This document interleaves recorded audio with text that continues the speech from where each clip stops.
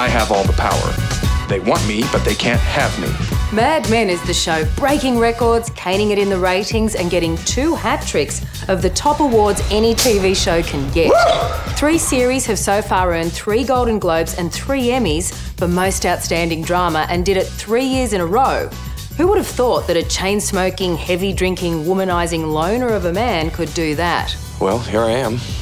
I'm talking about Don Draper, the advertising genius of 1960s Madison Avenue, whose work and home life have captivated viewers worldwide. Whatever you want, Don.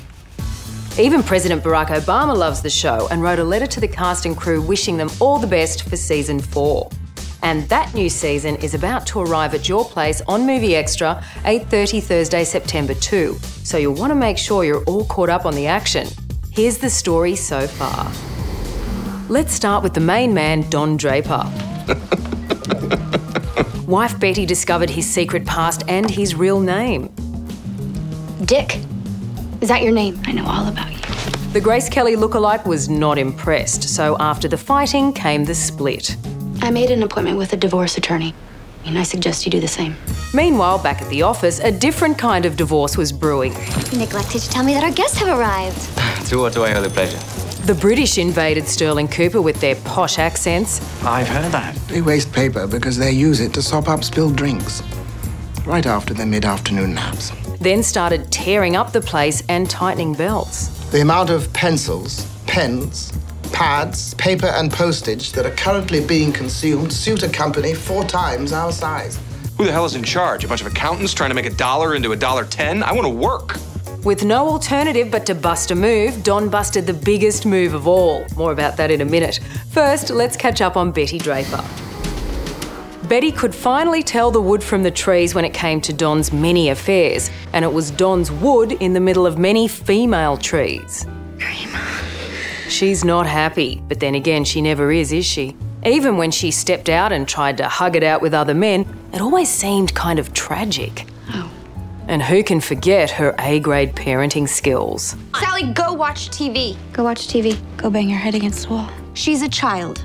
She'll get over it. And someone who tried to seduce Betty in her own kitchen was Don's colleague and best drinking buddy, Roger Sterling. Well, I'm not going to sit here and brag about how big I am. The story so far with Roger is that he successfully executed Out with the Old To cancel it or not. and In with the New. I get to do what I want to do, so stop trying to tell me that you know better. Okay, so both women give him grief, but hey, nothing like a midlife crisis to get you back in the saddle, as long as it's a different saddle made of much younger leather. No one thinks you're happy. The sad thing was seeing Roger and Don fall out. They think you're foolish. Their mammoth, irresponsible drinking sessions, girl chasing, and ridiculously sexist banter is one of the main reasons Mad Men is so addictive. You're not like her. Physically a little bit. Don't tell me that makes you sad. And wasn't it fun to cringe at this totally racist singing performance at his own wedding? Now, what about Joan, also known as Red?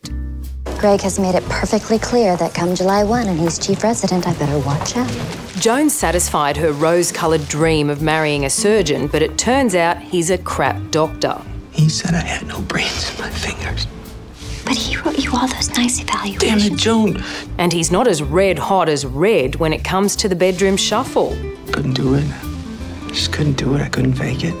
For Joan, life away from the ad agency was kind of crap. And let's face it, everyone liked having Joan around. Good thing she got another chance at going back to work in the big finale episode. More about that in a moment. So where's that oily little ferret Pete Campbell in all of this? My father's dead, but I know he'd be interested. Pete was really struggling to get his wife pregnant. I'd like you to schedule a time with a nurse for a semen analysis. Whenever she's free. But had no trouble getting Peggy up the duff. Their secret lust child is out in the burbs being raised by Peggy's mum. At work, he continued to pretty much say the wrong thing at the wrong time. Well, as they used to say at the freshman mixer, when you get a yes, you go home. And tried way too hard to compete with guys who didn't really try at all. And he still managed to lose and look like a wanker. But that's why we love him. And that brings me to Ken Cosgrove, who has more talent than Pete but less naked ambition. Pete and Ken were both told they were head of accounts. We're making you head of accounts. Spectacular. I wanted to inform you that you're now head of accounts. Excuse me? Mr. Kimball. Then later told they were both co-heads of accounts.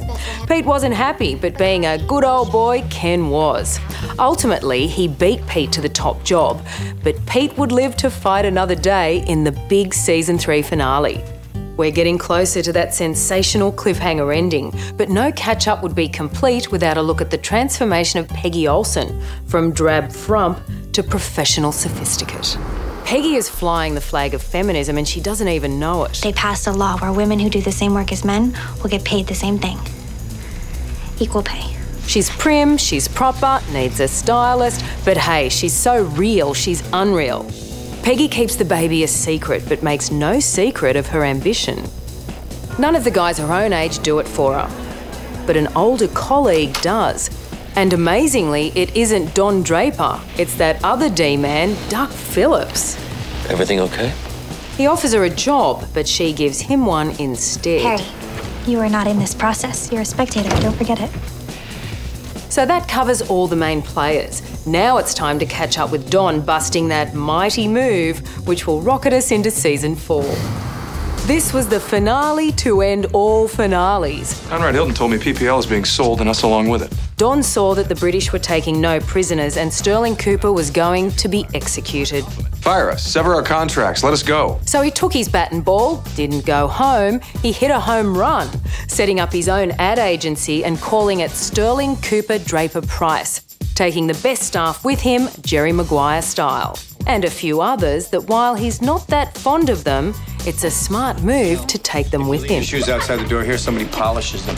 That's the Mad Men story so far. So what's next? Well, it's a fresh start for Don Draper. Well, I don't do that for everyone. And it all kicks off 8:30 Thursday, September 2. Hot from the US, the latest season of the Emmy Award-winning Mad Men, only on Movie Extra.